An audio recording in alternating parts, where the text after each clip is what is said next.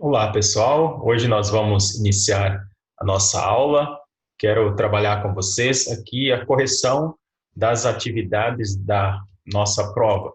Então, na prova que nós tivemos desse bimestre, teve algumas questões assim que nós precisamos retomar alguns conteúdos. Por exemplo, a primeira questão fala lá sobre os casos populares, né? E o que é esses casos populares? Os casos populares, eles têm como fundamento a ideia aqui é que os casos populares são casos contados, não é o mito, não são verdadeiros, mas eles trazem um contexto para falar de algumas histórias contadas de geração em geração e que, na verdade, ele não tem a função de ser verdadeira, tem a função de contar um fato em si. Os casos populares são histórias que povoam o folclore de um povo, como, por exemplo, personagens de história do folclore brasileiro. Pode citar Curupira, protetor das matas, a Yara, a rainha das águas, Saci Pererê, que se divertem pregando peças, entre outros, né? Sobre o gênero casos populares, coloque V para verdade e F para falso. Os casos populares conta os fatos exatamente como eles acontecem? Falso, porque eles não precisam contar o caso, na verdade, como ele acontece. Casos populares misturam histórias reais com histórias imaginárias? Verdade, isso mesmo. Tem uma mistura de verdade com coisas não verdadeiras. Para uma história ser considerada um caso popular, é necessário apresentar provas concretas dos fatos? Não necessariamente precisa ser contada. Então, essa é falsa. O gênero, casos populares, caracteriza-se como tradição oral do folclore de um povo? Isso mesmo. Então, veja lá, que é a questão do folclore brasileiro, conta também a ideia do folclore de um povo. São casos populares, que não têm a necessidade de ser comprovado verdadeiramente. Um caso popular pode ser relacionado com a verdade e com a mentira? Pode, ele não precisa provar, né? Então, são questões que são contadas de geração em geração. Portanto, a primeira questão aqui aparece como verdadeira. Segunda questão, ao longo da história, a humanidade criou diversas formas de buscar o saber e de explicar a realidade. Esse respeito, enumere as questões afirmativas a seguir, conforme a legenda, mito 1, filosofia 2 e ciência 3. Vamos lá. Busca um conhecimento rigoroso da realidade por meio de perguntas, diálogos, raciocínio lógicos e racionais.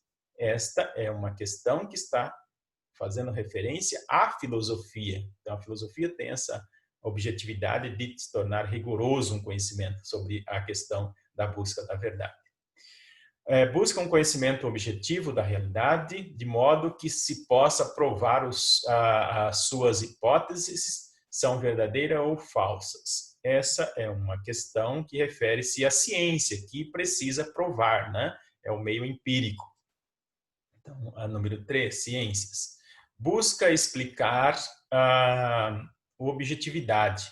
Essa forma de saber pode se apontar como se mostra provisória diante de novas descobertas. Essa questão também é a questão da ciência, né? Porque ela está falando sobre a questão da objetividade, está falando sobre a questão de uma verdade provisória, que ela pode se tornar verdadeira e pode depois também provar que é falsa. Então, aí nós temos a outra questão, que busca explicar a realidade por meio de narrativas fantásticas que envolvem assuntos relacionados à existência dos seres. Aí está tranquilo, porque já refere-se à questão da mitologia. Busca a verdade por meio do pensamento. Pensamento, quando a gente fala da ideia do pensamento, nós estamos falando da filosofia. É transmitida de geração em geração por meio de narrativas orais. Também refere-se à mitologia, que ela fala sobre essa questão da narrativa por meios orais. Vamos para a questão 3. A aparência é o primeiro aspecto que percebemos quando conhecemos algo, a aparência. Mas, será que é possível conhecer algo de maneira profunda? Vamos lá. É possível conhecer bem a marca somente por sua vez?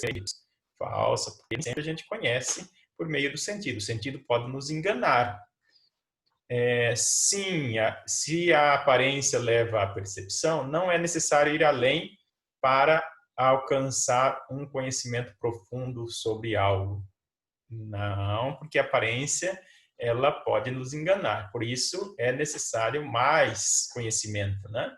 Então, a letra C é a verdadeira. A aparência é apenas um aspecto mais superficial da realidade, a qual, por sua vez, pode mostrar-se muito mais complexa ou completamente diferente se investigarmos e refletirmos sobre ela. Veja que a aparência ela pode nos enganar, então, portanto, ela pode ter aspectos assim, conhecimento nosso sobre a realidade. Não, pois a aparência não revela nada sobre a realidade. Ela sempre nos engana. Não, ela também pode trazer. Ela traz alguns critérios, traz alguma característica da realidade. O texto, um jovem e assim por diante, né? A pergunta é: assinale a alternativa que preenche corretamente as lacunas. Que podemos ser enganados, né? Por nossos sentidos, e jovens que frequentam os shows não veem uma cantora real, apenas uma projeção, ou melhor, um holograma que é aparência. Não fica correto ter enganos, sentidos e aparência. Número 5. Algumas formas que a humanidade encontrou para melhor conhecer o mundo e a realidade.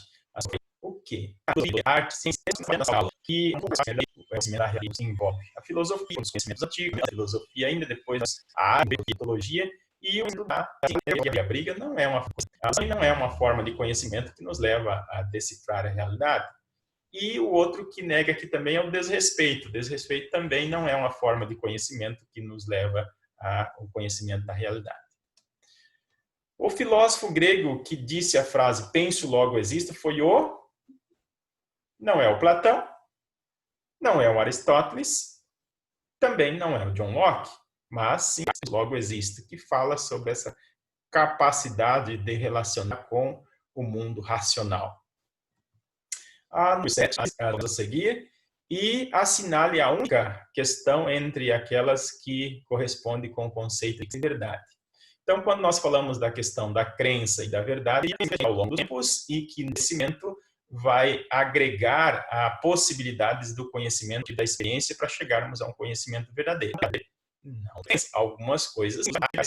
A crença particular é o único critério possível para a verdade? Não, nós não podemos ter a crença como um critério único para validar a verdade, senão nós vamos ter divergência de saberes. As crenças são experiências e pontos de vista particulares, portanto, não são válidas para todos. As crenças não é válida para todo mundo, ela tem alguns critérios que são válidos, mas particulares. E aí a gente pode ser considerada verdade para algumas situações, né?